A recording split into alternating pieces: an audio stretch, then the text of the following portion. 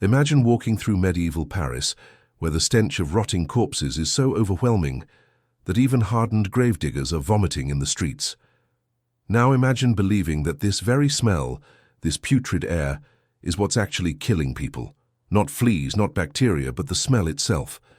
This wasn't ignorance, this was the accepted medical science of the time, and it's why when the Black Death killed half of Europe, survivors became absolutely obsessed with perfume. Not for vanity, not for luxury, but because they genuinely believed that sweet smells could save their lives. Today, we're uncovering the bizarre story of how humanity's deadliest pandemic created a perfume obsession that would last for centuries. When the plague killed 200 million people, doctors prescribed carrying bouquets of roses, burning aromatic woods, and dousing yourself in vinegar and herbs. The rich built entire rooms just for perfuming their clothes. The poor burnt whatever smelled strong enough to mask death. And everyone, from peasants to popes, believed that if you could control what you smelled, you could cheat death itself. But before we explore how the Black Death turned perfume from a luxury into literal life insurance, make sure to hit that like button if you're fascinated by the stranger connections in history. And subscribe with notifications on, because the past is full of stories that completely change how we understand our ancestors. Trust me, after learning why plague doctors stuffed their masks with perfume, you'll never look at a bottle of cologne the same way again.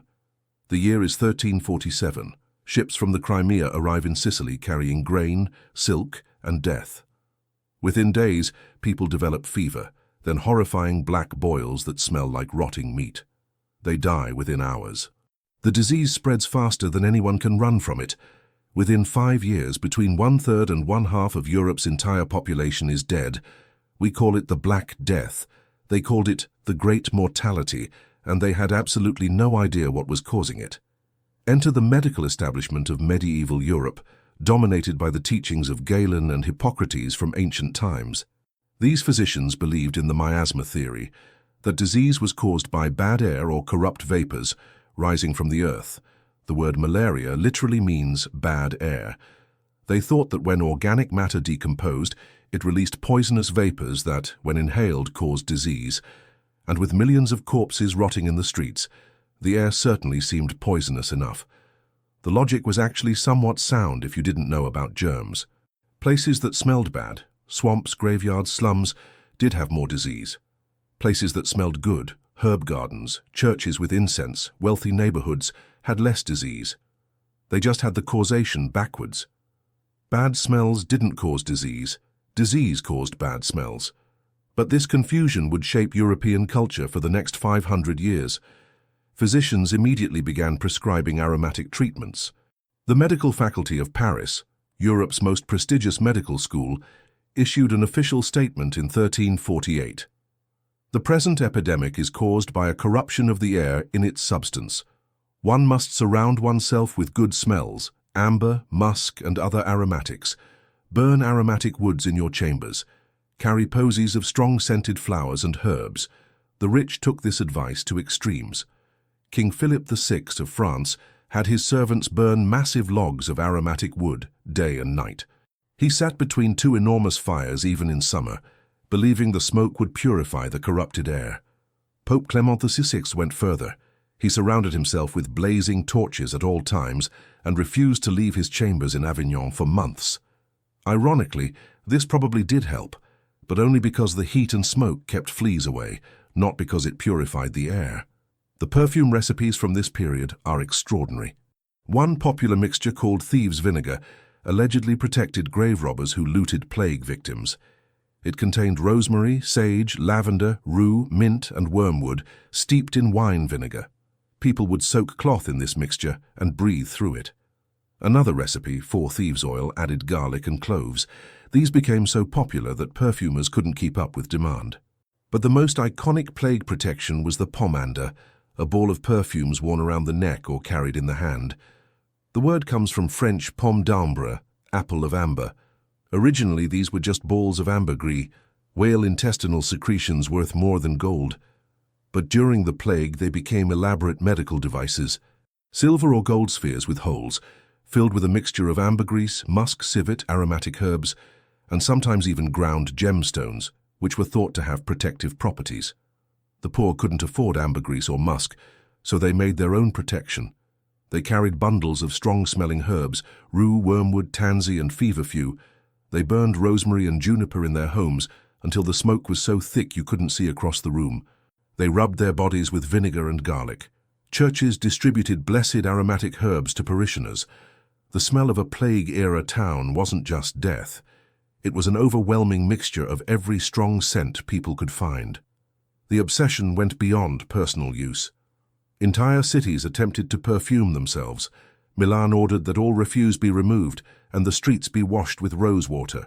Venice burnt aromatic bonfires on every corner. Florence had special teams whose only job was to burn incense in public spaces. London ordered every household to burn aromatic wood at specific times, creating coordinated citywide fumigations. Physicians developed increasingly complex theories about which smells could combat plague. Hot, dry scents like cinnamon and pepper were prescribed for the poor, who were thought to have cold, moist constitutions. Cool, moist scents like violets and roses were for the rich, whose hot, dry temperaments needed balancing. Some doctors claimed you needed different perfumes for different stages of plague. Others insisted the perfume must match the season, the patient's astrological sign, and the phase of the moon. The plague doctor's costume, that nightmarish bird-masked figure we associate with the Black Death, was essentially a walking perfume diffuser. The beak wasn't just for looks.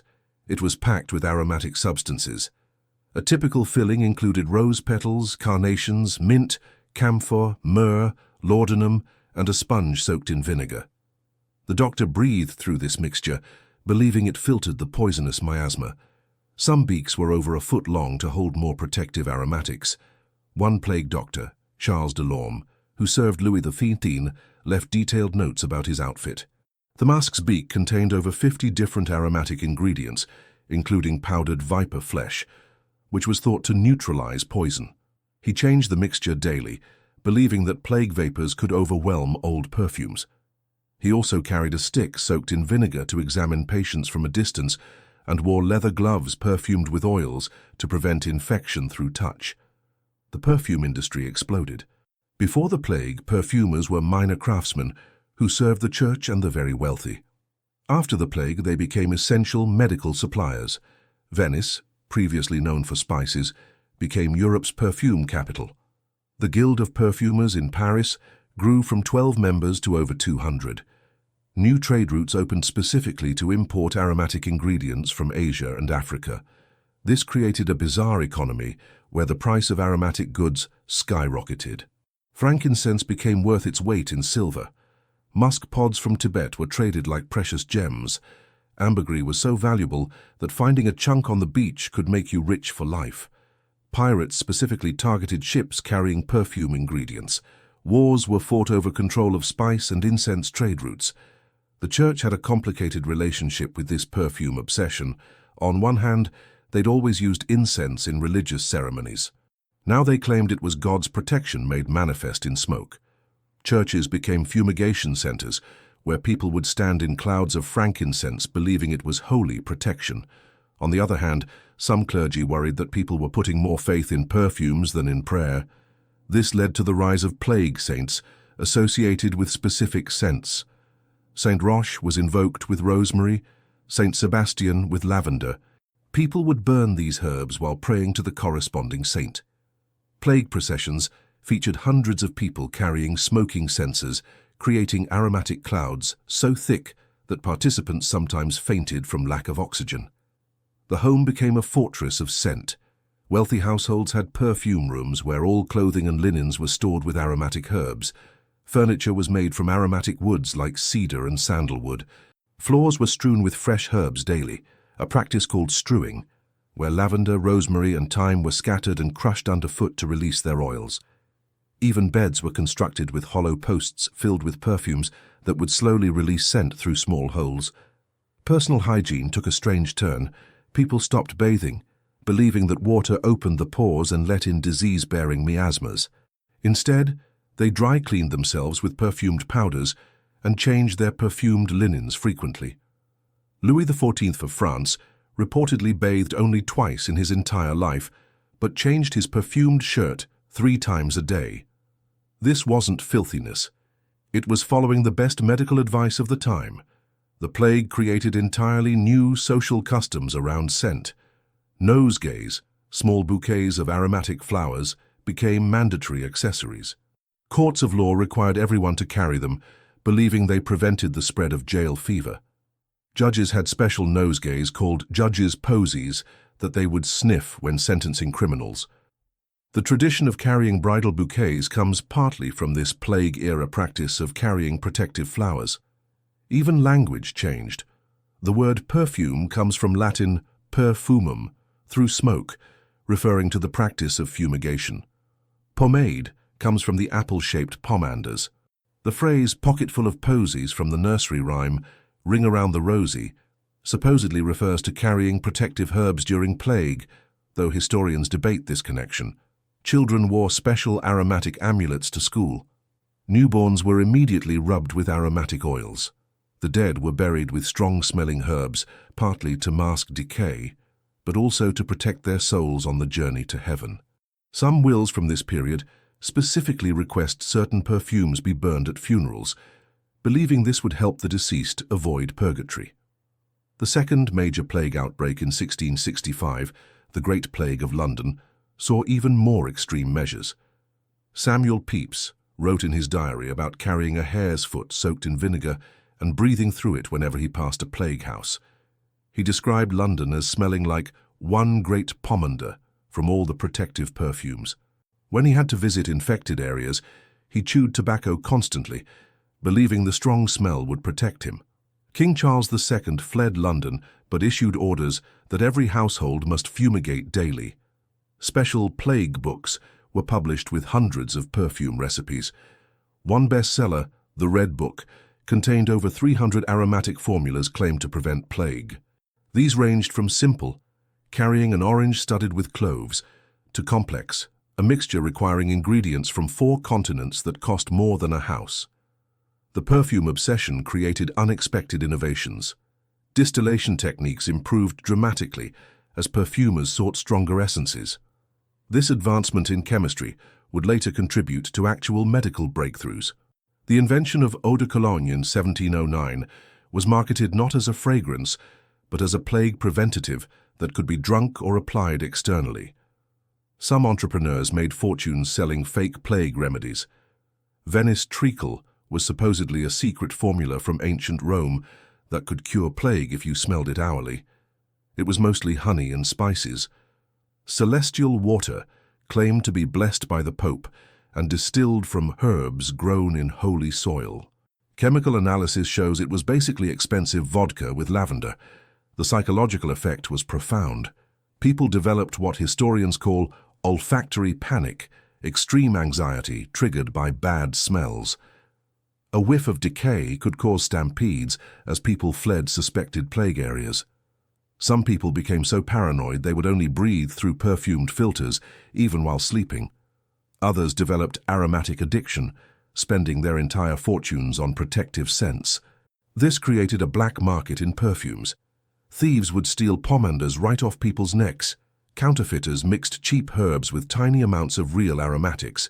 Some criminals would threaten to throw plague smells, usually rotting meat, into homes, unless paid protection money.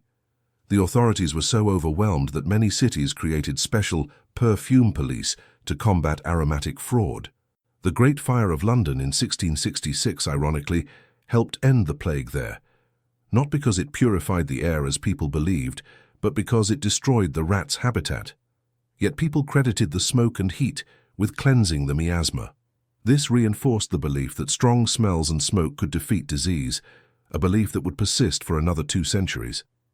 It wasn't until the 1850s, when John Snow proved cholera was waterborne, that miasma theory began to crumble. Even then, people resisted. Florence Nightingale, despite her medical knowledge, remained a firm believer in miasma theory her entire life. She insisted hospitals needed good ventilation not to prevent germ transmission, but to disperse poisonous vapors. The discovery of bacteria by Pasteur and Koch in the 1860s and 70s finally killed the scientific basis for aromatic protection. But the cultural impact was permanent. The European perfume industry, built on plague fear, had become a luxury empire. Perfume wearing had evolved from medical necessity to social requirement. The idea that cleanliness and good smells equaled health became embedded in Western culture.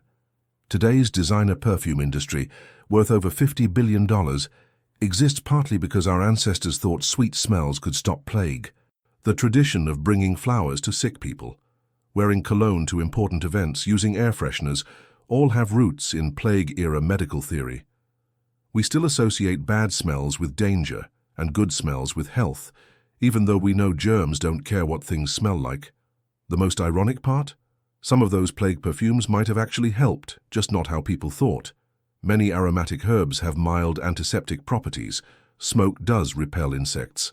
Strong vinegar can kill some bacteria. Carrying a pomander meant you weren't touching your face as much. The plague doctor's full-body leather outfits probably protected against flea bites. They had some of the right practices for completely wrong reasons. So the next time you spray on perfume or cologne, remember you're participating in a tradition born from humanity's darkest hour. When half of Europe was dying, our ancestors fought back with roses and lavender, with frankincense and myrrh. They were wrong about the science, but right about one thing. In the face of unimaginable death, humans will try absolutely anything to survive. If you found this historical connection as fascinating as I did, hit that like button and subscribe for more hidden histories. Because sometimes the strangest stories from our past explain the most common things in our present.